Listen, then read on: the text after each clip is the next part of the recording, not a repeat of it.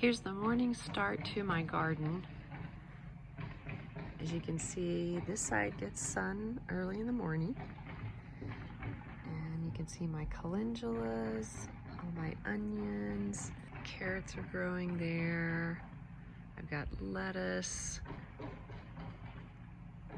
I've got all my herbs and spinach.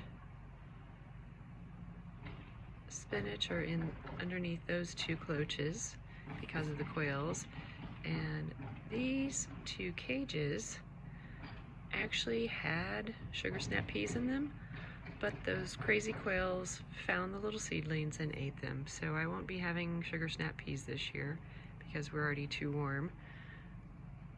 And under that cloche are my radishes, so you can see all of my herbs. I have parsley, basil, lemon balm, chamomile is tucked in there, oregano,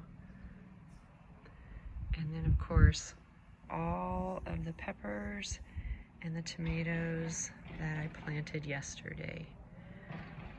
I always like to check on them daily, but especially right after I plant them the day before.